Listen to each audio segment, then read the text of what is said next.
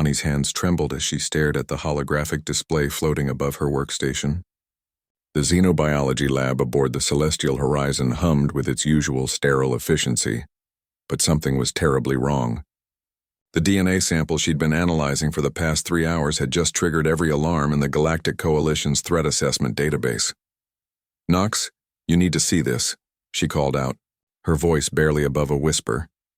Knox looked up from his terminal across the lab, his dark eyes meeting hers with concern. He was the ship's chief security officer, brought in to oversee the processing of samples collected from the newly discovered derelict vessel they'd found drifting at the edge of the Kepler sector.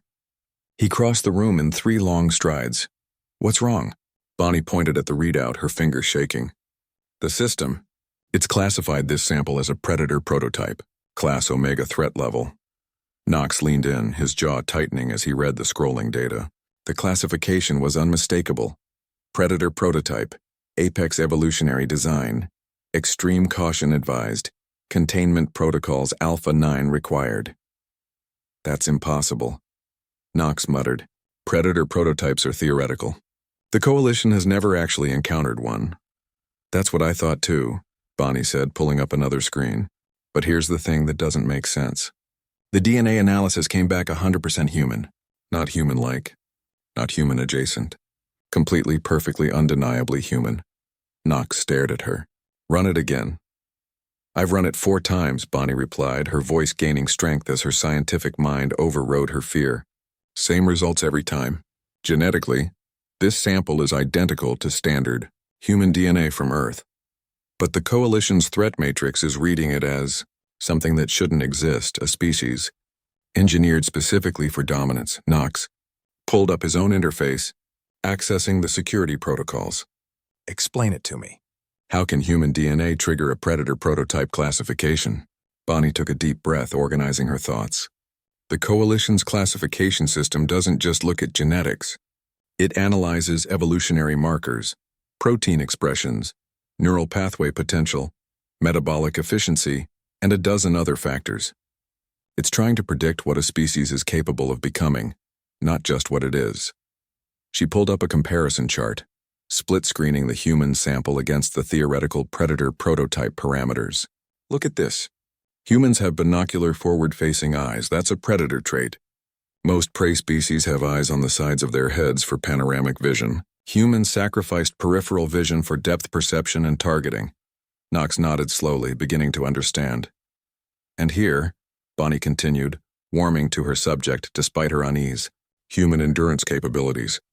The system is flagging this as an apex persistence hunting adaptation.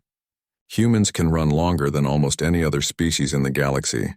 They overheat slower, recover faster, and can literally chase prey until it collapses from exhaustion."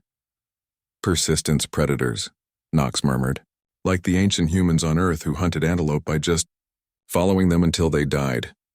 "Exactly." Bonnie pulled up more data. "And the immune system. Knox, the human immune system is being flagged as a biological warfare platform. It's adaptive, aggressive, and can fight off pathogens that would kill most Coalition species. The system is interpreting it as an evolutionary arms race winner." Knox's expression grew darker. "What else?"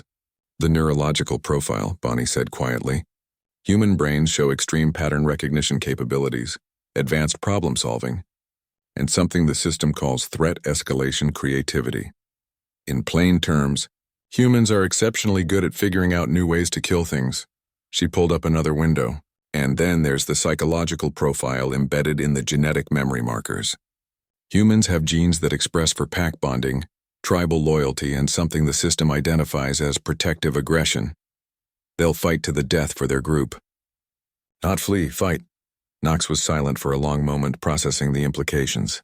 "So you're telling me that the Coalition's threat assessment system, designed by the galaxy's most advanced civilizations, looks at standard human DNA and sees—" "What, a weapon?" "Not a weapon," Bonnie corrected. "A Predator prototype. The system thinks humans are what you'd get if you deliberately engineered a species for survival dominance. Omnivorous, can eat almost anything. Bipedal, frees the hands for tool use and weapon manipulation. Incredible throwing accuracy. Humans are the only species that can consistently hit targets with projectiles. And the healing factor, Knox, humans can recover from injuries that would be fatal to most species. She pulled up a final chart. And here's the most disturbing part. The system analyzed human cultural markers embedded in the genetic sample, the epigenetic tags that carry generational information. You know what it found? Evidence of systematic creative problem-solving under pressure, rapid technological adaptation, and something it calls escalating response protocols. Meaning humans don't just fight back when threatened. They study the threat, adapt, and then they escalate. The system found markers suggesting humans historically responded to challenges by developing increasingly sophisticated solutions until the challenge was eliminated. Knox rubbed his face, suddenly exhausted. We're classified as a predator prototype because we're too good at surviving. And too creative at eliminating threats, Bonnie added. The system sees human DNA and recognizes something that shouldn't exist naturally. A species that evolved to outlast, outsmart, and outfight everything else. Knox looked at the derelict ship data. Where did this sample come from? A stasis pod, Bonnie said. One of dozens we found on that ship. They're all occupied, Knox, all human. Knox's blood ran cold. How old is the ship? Bonnie checked the readings. 50,000 years, give or take. 50,000 years before humans were supposed to have space travel. Yes. Knox met her eyes. Bonnie, if the Coalition sees this data, they'll classify humanity as an existential threat, she finished. Not because we're aggressive, but because we're too perfectly designed to survive. We're what every species fears might exist. A predator that can't be stopped. Knox looked at the sample, then at the wider starfield visible through the lab windows. Somewhere out there, Earth continued on, unaware that its children had been scattered across the galaxy long before recorded history, and somewhere in the Coalition's database, human DNA had just been flagged as the galaxy's most dangerous evolutionary achievement. What do we do? Bonnie asked, Knox's jaw set with determination. We wake them up. If we're classified as predators, we might as well find out why.